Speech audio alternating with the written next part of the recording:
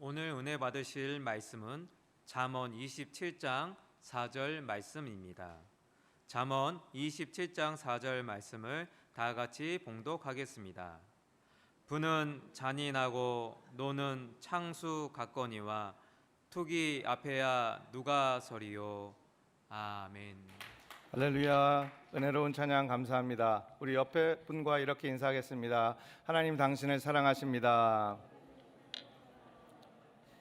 당신에게 좋은 일이 일어납니다. 믿음의 고백대로 됩니다. 우리 하나님을 의지하고 또 좋은 일 바라는 기대하는 믿음으로 입술로 고백한 저와 우리 모든 분들에게 하나님 안에서 좋은 일이 일어날 줄 믿습니다. 오늘 저는 봉독해 주신 말씀을 가지고 한번 따라해 주시겠습니까? 시기와 질투. 시기와 질투. 이와 같은 제목으로 잠시 은혜를 나누고자 합니다. 시기와 질투. 이 말은 정말 한 쌍의 정말 찰떡궁합같이 서로 떼어놓지 않고 이렇게 쓰이는 말이죠.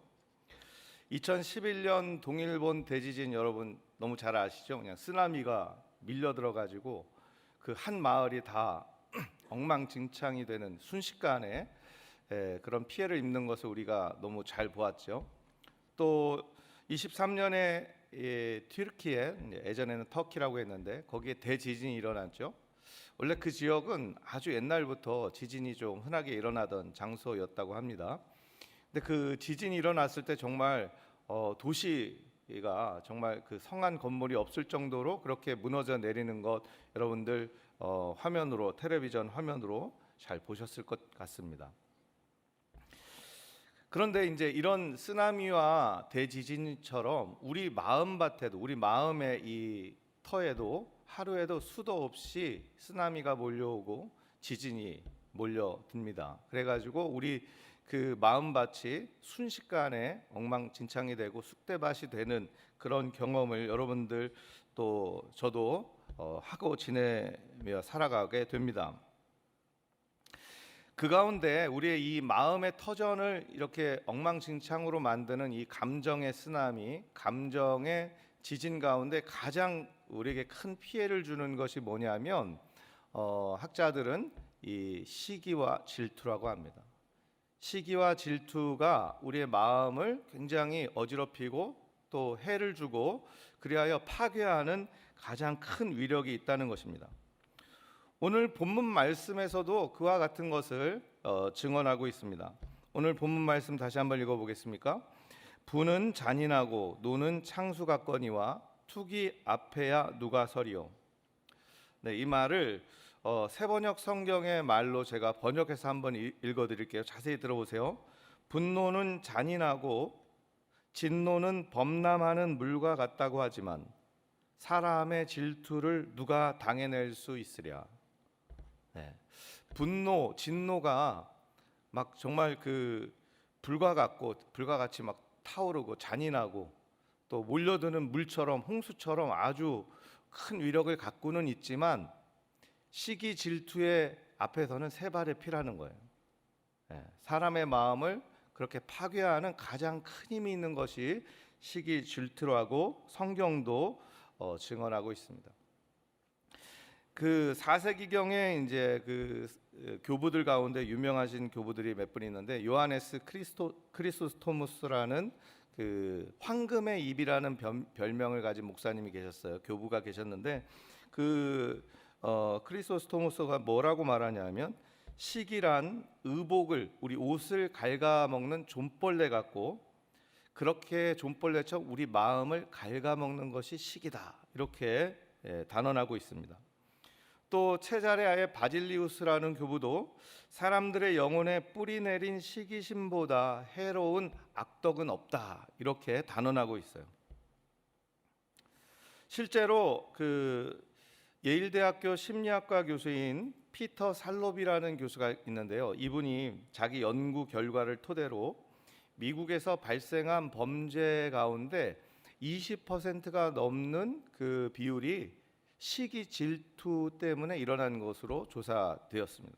그리고 가정이 깨지는 이 일들이 있잖아요. 이혼하고 별거하고 하는 이 가정이 깨지는 일의 30%가 시기 질투 때문에 일어난다고 밝힌 바가 있습니다. 이와 비슷한 그 연구 결과가 2019년에 한국 형사정책연구원에서 그 발표한 보고서가 있는데요. 여기에서 발표한 것이 뭐냐면 제목이 살인범죄 실태와 유형별 특성 보고서라는 그 발표였어요. 여기에서 이제 특별히 그 살인 중에서도 친인척 살인 범죄, 그 어떤 가정의 또는 나의 그 행복과 직결된 그런 그 범죄, 살인 범죄, 중범죄 가운데 친인척 살인 범죄에서 그 범죄 원인 중에 거의 60%가 훨씬 넘는 그 비율에 뭐가 차지했냐면 시기와 질투라는 거예요. 형제 간에 또 부모와 자식 간에 또는 뭐 먼 인척 간에 일어나는 다툼, 증오, 그로 인한 아주 불상사가 많이 일어나는데 이런 것들의 원인의 그 대다수가 절대적인 대다수가 시기 질투로부터 일어나고 있다는 것이죠. 쭉 지금 처음부터 끝까지 우리 마음을 엉망으로 만들고 우리 마음뿐만이 아니라 우리의 그 직접적인 환경을 정말로 파괴하는 그 위력을 가진 감정의 쓰나미, 감정의 대지진인 시기와 질투에 대해서 지금 말씀을 드리고 있는데, 이렇게 시기와 질투처럼 우리를 직접적으로 불행하게 만들고 또 파괴하게 하는 그런 다른 감정은 찾아볼 수가 없다는 것입니다. 그렇다면 우리 크리스찬은 어떻게 해야겠습니까? 우리 크리스찬은 다른 것보다 무엇보다 이 시기와 질투를 이겨내는 일에 힘써야 될 줄 믿으시면 아멘 하시기 바랍니다. 여러분들이 시기와 질투로부터 여러분들을 잘 지켜내고 또 그 시기와 질투를 맞서서 승리해 나갈 때 여러분들의 삶과 여러분들의 가정이 행복을 얻고 또 이 세상에서 우리 하나님이 주신 기쁨과 평안을 누리며 살아가는 줄 믿으시면 아멘 하시기 바랍니다. 오늘 저는 그래서 이 시기와 질투를 어떻게 하면 우리 크리스천들이 극복해 나아갈 수 있을까 생각한 바, 깨달은 바 짧은 은혜를 나누고자 하는 것입니다. 먼저 여러분, 우리가 시기와 질투를 이겨내기 위해서는 이 시기가 무엇이고 질투가 무엇인지를 좀 생각해 보아야 합니다. 지피지기 백전백승, 이 말 너무 잘 아시죠? 적을 알고 나를 알면 100번 싸워서 100번 이긴다, 이런 말씀입니다. 우리가 막상 시기 질투는 그냥 잘 아는 것 같이 생각하는데 시기가 무엇이냐 질투가 무엇이냐 하면은 선뜻 대답을 할 수가 없어요. 그리고 심지어 나는 누구누구를 시기하고 있어, 나는 누구누구를 질투하고 있어, 이렇게 인정하는 사람도 별로 없어요. 자기에게 일어나고 있는 이 모든 문제들 가운데 그 저 속에 시기와 질투가 도사리고 있다는 것을 알아차리지 못하기 때문이죠. 왜냐하면 시기가 무엇이고 질투가 무엇인지 정확히 짚어본 적이 없는 거예요. 그래서 항상 자기가 자기 마음에 속고 있는 겁니다. 시기와 질투는 이제 아까 처음에도 말씀드렸지만 한 단어처럼 이렇게 쓰이죠. 그냥 한 쌍의 단어, 시기가 질투고 질투가 시기고, 그래서 별로 구별을 하지 않는 단어처럼 우리들이 이해하는데, 우리가 좀 더 그것을 자세히 알아보기 위해서는 이 단어를 분리해서 생각해 보아야 합니다. 실제로 지금으로부터 약 2400년 전에 아리스토텔레스라는 그 철학자가 시기와 질투를 구별해 가지고 아주 정확하게 정의를 내리고 있었어요. 자, 한번 자세히 들어봐야 됩니다. 정신을 바짝 차리고, 그게 그 말 같고 그 말이 그 말 같아 가지고 여러분들 헷갈릴 수 있으니까 한번 자세히 들어보시기 바랍니다. 질투란 무엇인가? 먼저 질투부터 말씀드리겠습니다. 질투는 자신도 얼마든지 가질 수 있는 좋은 것이 자기와 본질이 비슷한 자들에게, 다른 사람들에게 있는 것을 보고 그것이 내 것이 아니기 때문에 느끼는 괴로움이다. 조금 다시 또 설명을 해드릴 테니까 일단 시기가 그럼 무엇인지 또 생각해 보겠습니다. 시기라는 것은 자신과 대등한 사람이 좋은 것을 얻어 잘 되는 것을 보고 단지 그가 그런 것을 가지고 있다는 이유만으로 괴로움을 느끼는 것이다. 아주 현명하신 분들은 지금 질투와 시기의 차이를 조금 알아채리신 분이 있을 텐데요. 그러니까 간단하게 설명하면 질투는 남이 가진 것을 내가 갖지 못해서 괴로운 거예요. 나에게 없기 때문에 괴로운 거예요. 그런데 이제 이 나에게 없어서 괴로운 마음이 이제 악을 품게 되면 다른 사람, 나는 내가 없는 게 다른 사람에게 있는 것이 괴로운 거예요. 이게 바로 시기입니다. 그러니까 질투는 나를 향해서 괴로운 마음, 열등감을 갖게 되고 또 비교의식을 갖게 되는 이런 그 악순환이 일어나지만, 시기라는 것은 나한테 없는 게 저 사람한테 있기 때문에 그것을 미워하는 거거든요. 그렇기 때문에 그 사람에게 악을 품게 되고 해코지를 하게 되고, 그래서 악한 악행을 잉태하게 되는, 낳게 되는 것이 바로 시기라는 것이에요. 그럼 여러분들 이 두 가지 단어를 구별해서 지금 말씀드렸는데, 시기가 더 나쁘게 보입니까? 질투가 더 나쁘게 보입니까? 시기가 더 나쁘게 보이죠. 아주 정확하게 들으셨어요. 그래서 아리스토텔레스는 질투는 그나마 낫고 그거보다 훨씬 나쁜 것이 시기라고 말하고 있어요. 왜냐하면 시기는 다른 사람을 향한 그 괴로움, 고통으로 인해서 이제 악을 행하게 되는 근본적인 감정이고, 질투는 그냥 저 사람한테 있는 게 나한테 없기 때문에 괴로운, 자기 스스로 무너지는 감정을 말한다는 것이죠. 물론 이것은 지금 현대 사회에선 시기와 질투를 거의 동의어로 사용하고 있기 때문에 그냥 우리가 시기가 무엇이고 질투가 무엇인지를 생각해 본다는 차원에서만 여러분들이 좀 생각하시면 좋을 것 같습니다.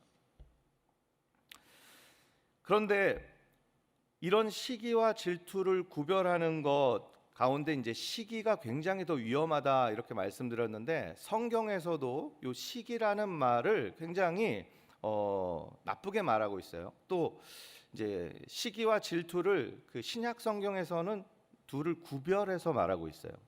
질투는 젤로스라고 하고 시기는 이제 프로토스라고 하는데 이 신약 성경에서는 요 시기와 질투를 제가 지금 설명드린 것처럼 구별해 가지고 설명을 하고 있고요. 구약 성경에서도 찾아보니까 구약 성경에서도 키나라는 말로 이 시기 질투를 말하고 있는데, 한 단어긴 한데 이것이 하나님한테 쓰일 때는 아주 좋게, 그래서 여러분 하나님은 질투하시는 하나님이다 이런 말씀 들어보셨죠? 그 질투할 때 그 질투는 이제 어떤 하나님의 열심, 뭔가 지키고자 하는 열정, 이런 것들을 말하는 긍정적인 말로 쓰이고, 시기라는 인간의 아주 나쁜 말로 쓸 때는 꼭 시기라는 말로 한글이 번역되어 있는 것을 우리가 알 수가 있습니다. 자, 그런데 성경에서 특별히 이 시기라는 말을 가리켜서 여러분들 어떤 말이 또 있냐면 악한 눈이라고 말해요. 네, 악한 눈을 시기라고 번역하는 거죠. 아까 전에 이제 시기라는 것이 악을 품게 되고 악을 행하는 어떤 그 마음의 그 원동력이 된다고 말씀드렸는데, 성경은 시기를 악한 눈이라고 똑같이 동의어로 말하고 있어요. 안에서 나오는 것은 곧 마음에서 나오는 것이죠.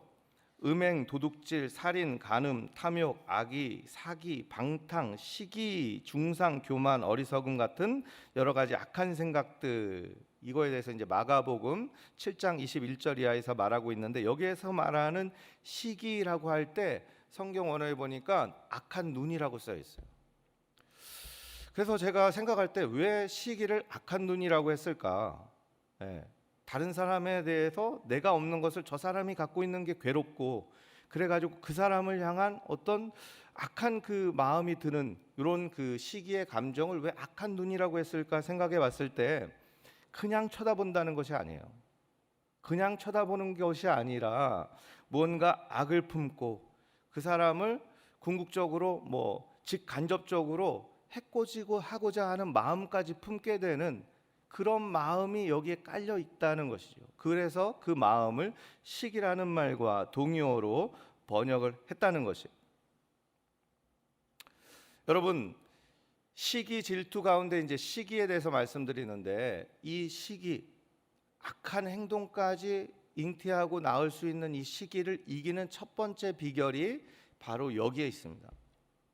악한 눈, 누군가를 계속 관찰하고 바라보고 그래서 나에게 없는 그것이 저 사람에게 있는 것을 괴로워하고, 더 나아가서 그 사람을 폄하하고 깎아내리고, 또 나아가서 그 사람의 모든 그 어떤 것들을 어그러뜨리려는 악한 그 마음을 품고 있다면, 자기도 모르는 가운데 이것이 시기에서 비롯된 것인지도 모르고 그 사람의 탓을 하고 그 사람의 잘못으로 치부하고, 그래서 그 사람을 공격하고 하는, 그 사람을 향해서 가지고 있는 모든 악을 품고 있는 것이 어디에서 출발한다? 그 사람을 관찰하는 것에서 출발한다는 것입니다. 악한 눈에서 출발한다는 것입니다. 그렇기 때문에 첫 번째 우리가 이 시기 질투를 이길 수 있는 비결이 여기 있다고 말씀드렸는데, 그것이 뭐냐? 바로 다른 사람을 향한 시선을 돌리는 것이에요. 한번 따라해 주시겠습니까? 다른 사람을 보는 시선을 나에게로 돌리자. 다른 사람을 향한 시선을 나에게로 돌리자. 군에서 이제 야간 경계 훈련, 여러분들 그 훈련을 받으신 분은 아는데, 이렇게 총을 가지고 보초 그 서는 곳에서 서가지고 이렇게 사주 경계를 하게 되죠. 그러면서 이제 자세히 살피게 됩니다. 그 지평선, 그러니까 밤이라고 해도 하늘은 약간 밝고 그 땅은 좀 까맣거든요. 그렇기 때문에 그 지평선을 이렇게 보면 이제 무언가 구분하기에 굉장히 좋은 그 지점이 되죠. 그래서 그쪽을 바라보면서 총을 이렇게 겨누고 무슨 움직이는 것이 없는가를 이렇게 경계하면서 보초를 쓰는 훈련인데요. 그런데 이제 깜깜하다 보니까 뭐 지금 도시처럼 무슨 불빛이 있으면 그래도 무언가 구분이 되는데, 그 깜깜한 곳에서 경계를 하다 보면 저게 뭔지는 모르는데 막 움직이는 것 같은 그런 생각이 들어요. 그럴 때 교관이 이렇게 안내를 합니다. 무언가 분명히 틀림없이 움직인다고 생각이 될 때가 있을 것이다. 그럴 때 계속해서 그것을 관찰하게 되면 반드시 그것이 움직인다. 이렇게 얘기를 합니다. 그게 무슨 말이에요? 무언가 움직이는 것 같은데라고 생각하고 그것을 뚫어지게 바라보고 있으면 환상이 보인다는 거예요. 그래서 정말 움직이지 않는 것인데 움직이는 것처럼 보이고, 무언가 사람도 아닌데 사람처럼 보이고, 그래가지고 뭐 총을 쏜다든지 아주 큰 사고를 일으킬 수 있다는 것이죠. 그러면서 이것을 피할 수 있는 방법을 가르쳐 주는데, 그게 뭐냐면, 그럴 때는 어떻게 하냐? 잠시 다른 곳을 쳐다보라는 거예요. 거기를 집중하지 말고 다른 곳을 쳐다보라는 거예요. 그리고 나서 조금 후에 다시 그곳을 보면 명확하게 보인다는 것이죠. 마치 이것처럼 우리도 시기 질투에서 벗어나기 위해서는, 그 사로잡히지 않기 위해서는 누군가를 지금 내가 끊임없이 바라보고 있다는 것, 묵상하고 있다는 것을 알아차려야 돼요. 그래서 그 사람이 무엇을 가졌고 무엇을 하고 있고 또 무엇이 잘못됐고 그 사람에 대해서 그냥 하루 종일 묵상하고 있는 내 자신을 발견하는 것이 먼저 우리가 해야 될 일이라는 것입니다. 여러분들 백설공주와 마녀 이야기 아시죠? 백설공주 마녀가 거울아 거울아 세상에서 누가 제일 예쁘니? 그러니까 거울이 누구라고 합니까? 백설공주요. 거울이 좀 눈치가 있어가지고 아유 마녀가 제일 이쁩니다 이렇게 얘기했으면 됐을 텐데, 백설공주가 제일 이쁘다고 하니까 이 마녀가 하루 종일 그때부터 백설공주를 묵상하고 백설공주만 쳐다보는 거예요. 백설공주가 잠자다 일어나는 것도 이뻐 보이고, 백설공주가 밥 먹는 것도 이뻐 보이고, 백설공주가 난장이들하고 노는 것도 이뻐 보이고, 심지어 백설공주가 화장실에서 힘주고 있는 것도 이뻐 보이고, 모든 것이 다 이뻐 보이는 거예요. 그래서 결국 어떻게 합니까? 독이 든 사과를 가지고 백설공주를 죽이려고 하는 거죠. 시기도 이런 메커니즘을 갖고 있다는 거예요. 시기 질투도, 여러분을 파괴하고 있는 시기 질투도, 여러분들이 심지어 그것이 나에게 시기 질투가 있다는 것도 알아차리지 못하는 그 무서운 우리를 파괴하는 시기 질투가 무엇에서 시작되냐면 우리가 다른 사람을 향한 눈에서 시작된다는 것이에요. 물론 세상 살아가면서 다른 사람을 보지 않고 살아갈 수는 없지요. 그런데 우리는 다른 사람을 향하는 눈을 나에게로 돌리는 그 시간을 훨씬 많이 가져야 된다는 것을 여러분들 믿으시기 바랍니다. 오히려 나를 돌아보는 시간은 그냥 조금이고 모든 것이 다른 사람을 보는 눈으로 시간을 보낸다면 여러분들은 그 시기와 질투에 사로잡힐 확률이 아주 높아지게 된다는 것이죠. 성경에 시기 질투로 패망한 사람들 많이 있습니다. 가인과 아벨이 그랬고요. 또 대표적으로 사울과 다윗이 그랬죠. 그런데 제가 이 말씀을 준비하면서 한번 생각해 봤어요.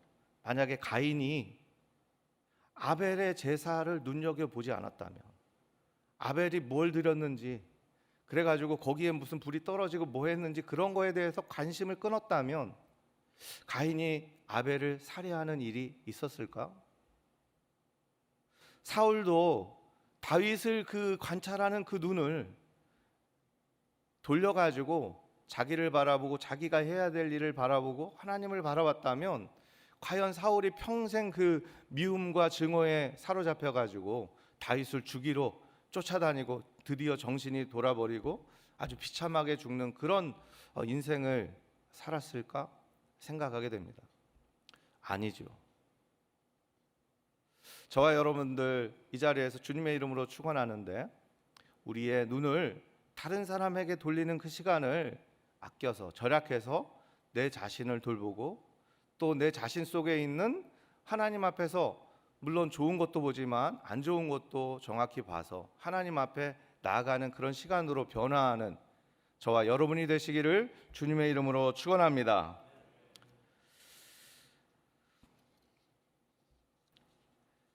두 번째, 시기와 질투를 이기는 비결 한번 따라해 주시겠습니까? 세 번째죠. 세 번째. 정확하게 이제 첫 번째는 시기와 질투를 정확히 아는 데서 시작이 되고, 왜냐하면 그것이 우리에게 있는 것도 우리가 알 수가 없는 경우가 많기 때문에. 두 번째가 이제 시기와 질투의 시작이 다른 사람을 묵상하는 보는 것에서 시작하기 때문에 그 눈을 돌려야 한다 말씀드렸고요. 이제 세 번째 한번 따라해 주시겠습니까? 위로부터 난 지혜를 구합시다. 위로부터 난 지혜를 구합시다. 네, 야고보서 3장 16절 이하에 보면 제가 읽어드리겠습니다. 시기와 다툼이 있는 곳에는 혼란과 모든 악한 일이 있습니다. 네, 야고보서도 말씀하고 있죠. 시기 질투가 있는 곳에 모든 혼란한 일, 악한 일이 있다는 거예요. 그런데 이제 이것을 이기는 것을 말씀하고 있어요. 오직 위로부터 난 지혜는 첫째 성결하고 다음에 화평하고 관용하고 양순하며 긍휼과 선한 열매가 가득하고 편견과 거짓이 없나니 화평하게 하는 자들은 화평으로 심어 의의 열매를 거두느니라. 다시 말해서 간단하게 말하면 시기 질투가 있는 곳에 악한 일이 일어나고 그냥 모든 그 혼란이 있는데 이것을 이기는 힘은 위로부터 오는 지혜를 구해야 된다는 거예요. 아까는 이제 내 자신을 살펴야 된다고 했는데 그 다음으로 중요한 것이 위로부터 오는 지혜를 받아야 되는 줄 믿으시기 바랍니다. 그러니까 위로부터 오는 지혜란 무엇입니까? 결국 하나님으로부터 오는 지혜, 하나님으로부터 오는 그런 힘을 말하는 것이지요. 그러므로 우리는 하나님 앞으로, 말씀 앞으로, 기도 가운데로 매일매일 더 열심히 달려가는 우리가 되어야 될 줄 믿습니다. 특별히 위로부터 오는 지혜 가운데 제가 이 문장 가운데 탁 눈에 들어온 단어가 있는데 관용이에요. 관용. 화평하고 양순하고 긍휼히 여기고 선한 행위 또 편견과 거짓이 없는 태도에 대해서 말하고 있는데 이런 것을 취하려면 가장 첫 번째 중요한 것이 뭐냐면 그런 것들에 대해 다른 사람에 대해서 관용하는 마음이 있어야 된다라는 것을 깨닫게 됩니다. 그 사람을 관용하지도 못하는데 어떻게 화평할 수가 있고 어떻게 거짓이 없을 수가 있고 또 서로 평화를 누릴 수가 있겠습니까? 다른 사람을 받아들이는 입장, 관용하는 그 마음이 우리 하나님으로부터 오는 지혜를 구하는데 매우 중요하다는 것을 우리는 알아야 합니다. 관용한다는 것은 인정한다는 의미입니다. 무조건 참는 것이 관용이 아니라 인정하는 것, 적극적으로 인정하는 것이 관용이라는 말을 여러분들 기억하시길 바랍니다. 잘 생각해 보세요. 시기 질투가 여러분들 어떤 사람에게 향하여 일어나기 쉽습니까? 여러분들 저 그 알래스카에 사는 제임스라는 사람에게 여러분들 시기 질투라는 감정이 생길까요? 미국에 있는 여러분들 뭐 트럼프 여러분 아시죠? 트럼프에 대해서 뭐 시기 질투 이런 마음이 생깁니까? 시기 질투라는 마음은 나랑 상관이 없는 먼 사람일수록 전혀 생기지 않고 무언가 나랑 관계가 있는 사람들에게서 생긴다는 거예요. 그렇죠? 이 약한 마음이 그냥 저 멀리 있는 사람들에게 좀 생기면 좋겠는데 내 가까운 사람들에게 생기는 거예요. 이게 시기 질투의 무서움입니다. 정신없이 그 시기 질투에 사로잡혀 가지고 막 총을 쏴대는데 살펴보니까 가까운 사람들이라는 거예요. 내 옆에 있는 사람들이라는 거예요. 내 가족이고 내 아내고 내 자녀고 또 내 형제고 자매고 또 우리 교회고 우리 같은 일하는 직장이고 또 교구고.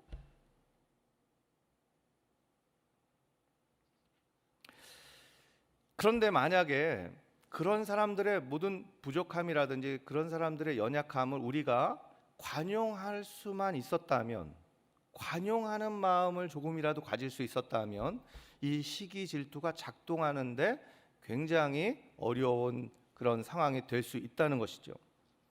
독일어 중에 샤덴프로이데라는 말이 있습니다. 샤덴프로이데.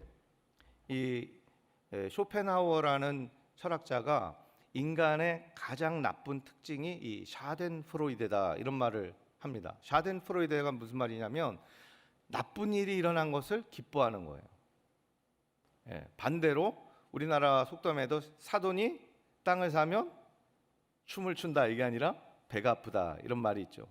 이것과 비슷한 말이라고 보면 됩니다.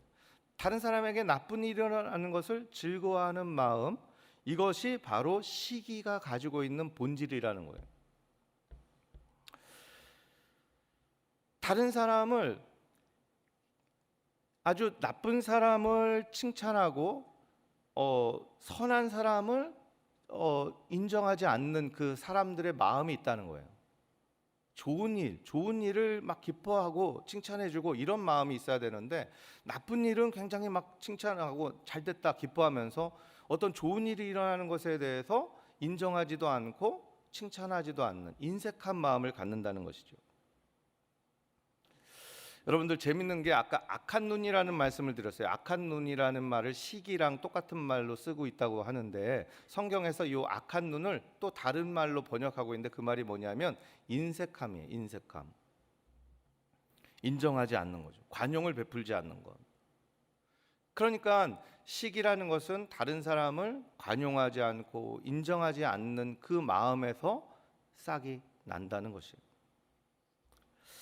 그래서 일반 그 심리 치료 현장에서는 이 시기 질투를 치료하는 이 첫 번째 그 일이 뭐냐면, 치료 방법이 뭐냐면 인정하는 것이라는 겁니다.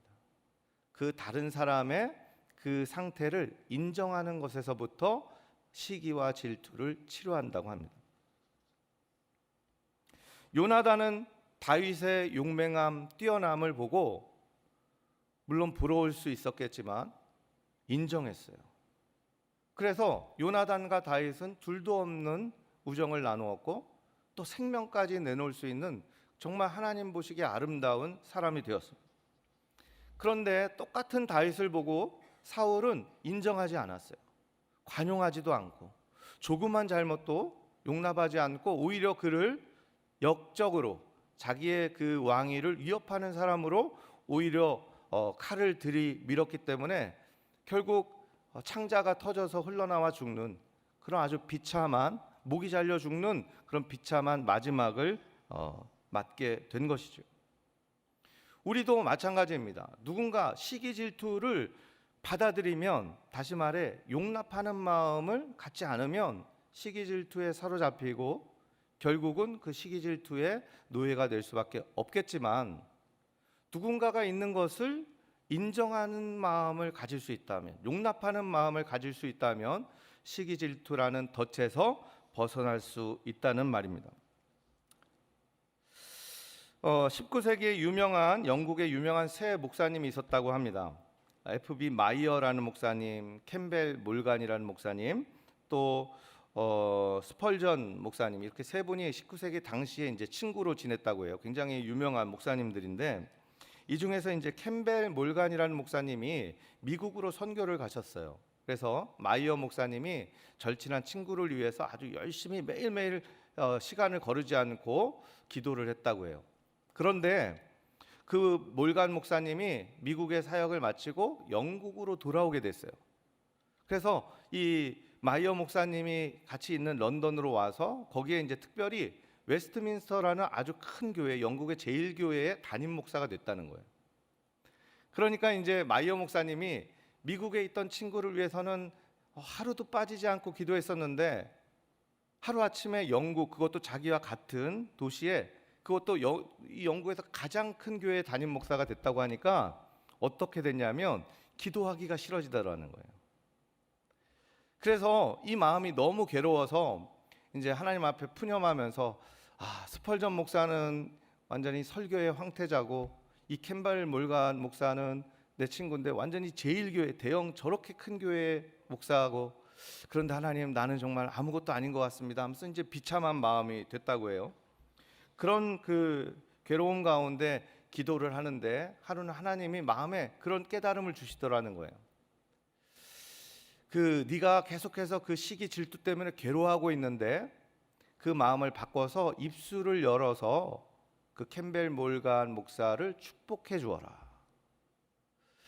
그 마음에 그 축복해 주라는 깨달음이 너무 강렬해서 그 기도할 때 이제 바꾸어서 걱정하고 근심하고 시기 질투에 잡혀 있는 자신의 그 초라함을 가지고 기도하는 게 아니라 하나님께 받은 마음을 가지고 그 몰간 목사님을 축복하면서 기도했다는 거예요.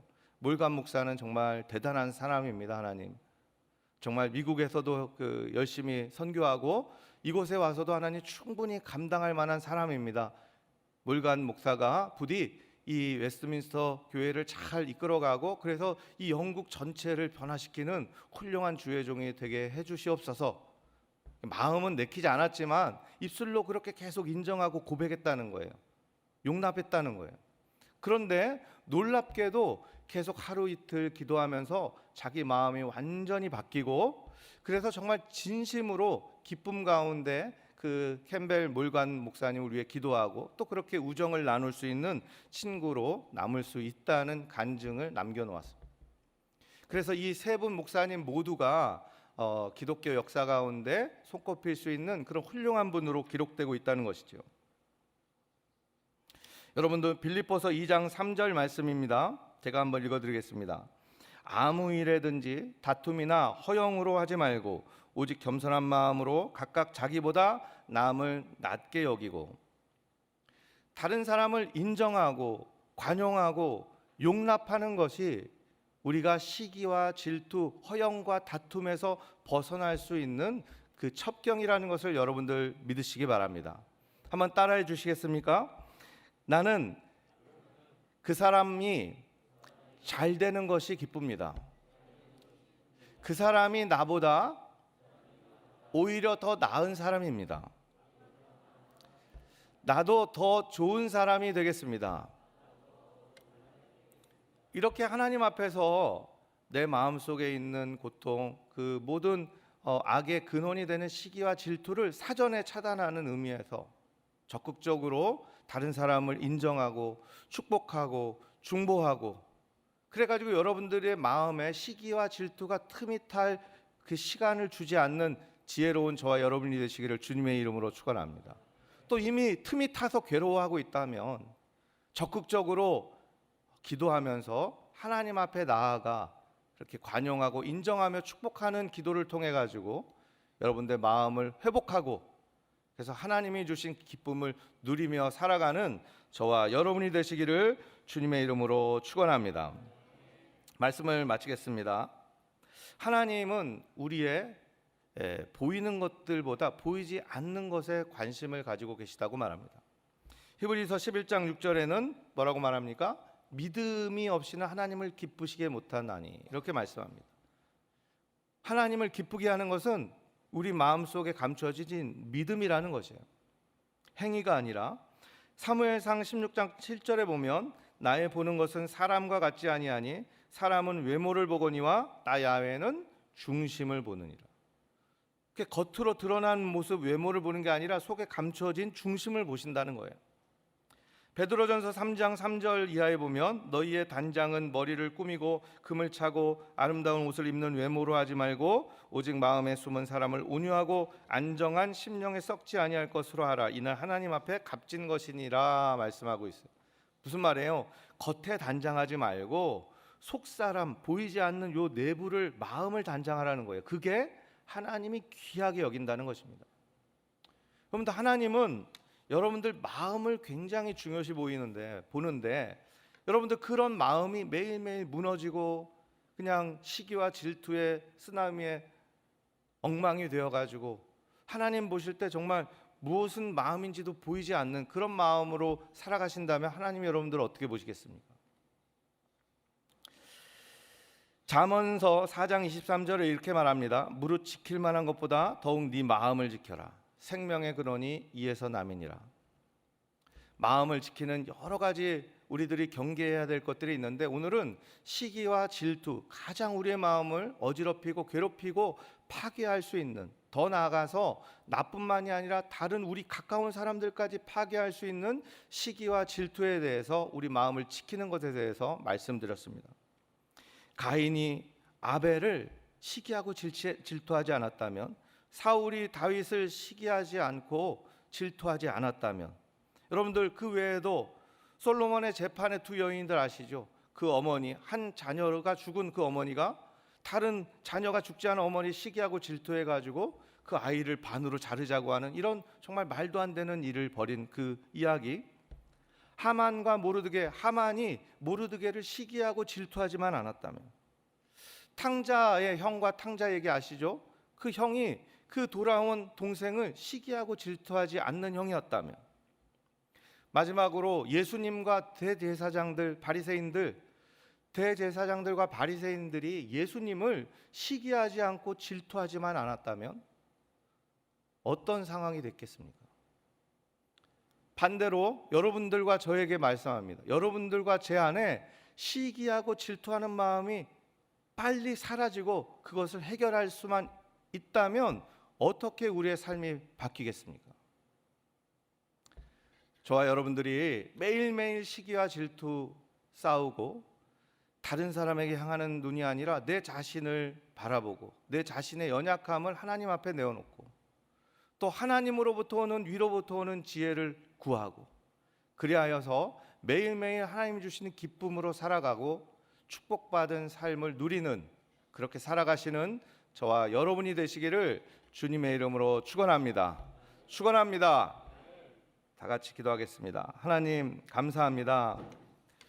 하나님은 우리 마음을 지키는 것에 관심이 있으신데 우리는 그것보다 우리의 기도 제목이 응답되는 것에 관심이 있고 우리의 병을 고침받는 것에 관심이 있고 우리가 하나님 물질적으로 축복받아서 베푸고 나누는 삶을 사는 그런 것들에 관심이 더 있진 않았는지 우리 자신을 되돌아보게 됩니다.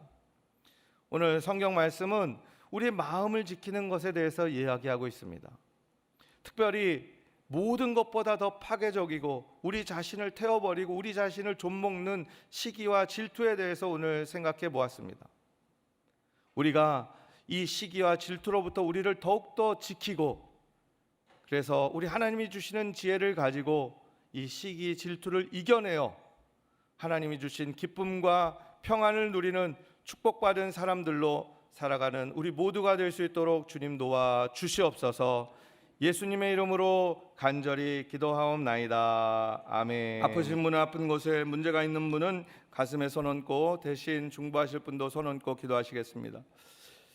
하나님 감사합니다. 하나님 앞에 우리의 마음을 되돌아보고 회개하고 자복하며 하늘로부터 오는 하나님의 지혜를 구하는 마음으로 하나님 기도하고 하나님 믿음의 손을 얹어 싸우니 우리 모든 사랑하는 성도들, 또 인터넷으로 예배하는 모든 성도들 가운데 그 모든 문제들 위해 주님 축복하시고 해결하여 주옵소서. 하나님, 특별히 모든 아버지 하나님 가정의 문제가 해결되게 하여 주옵소서. 하나님, 자녀의 문제가 해결되게 하여 주옵소서. 취업의 문제가 해결되게 하여 주시고, 결혼의 문제가 해결되게 하여 주시고, 특별히 하나님 물질의 문제가 해결되게 하여 주옵소서. 하나님, 특별히 육신의 아픈 곳에 손을 얹고 기도합니다. 하나님, 회개하고 자복하고 돌이킨 우리 모든 성도들, 하나님의 의로운 태양에 떠올라 우리의 모든 환부의 치료의 광선을 바라여 주시옵소서. 예수의 이름 명하노니 모든 질병은 그 근원이 말을 치어다. 예수의 이름 명하노니 그 모든 질병이, 각색 질병이 고침을 받을 치어다. 모든 더러운 귀신들은 그 모든 정신과 마음과 육신에서 떠나갈 치어다. 물러갈 치어다. 머리서부터 발끝까지 오장육부 사지백체 모든 신경과 골수 조직 하나하나마다 예수의 보혈이 흘러들어가시고 깨끗하게 하여 주시옵소서. 깨끗하게 될 치어다. 고침을 받을 치어다. 치료를 받을 치어다. 기적이 일어날 치어다. 하나님, 감사합니다. 하나님, 특별히 시기와 질투, 하나님 그것으로 인하여 고통하는 마음 가운데 하나님의 도움을 구하고 하나님의 지혜를 구한 우리 성도들이 있습니까? 하나님이 도와주셔서 그 마음이 해방되게 하여 주시고, 아버지 그 고통의 감옥에서 풀려나게 하여 주시고, 하나님 그 마음이 해결받은 것 같이 그의 상황과 환경도 바뀌게 하여 주시옵소서. 기적이 일어나게 하여 주시옵소서.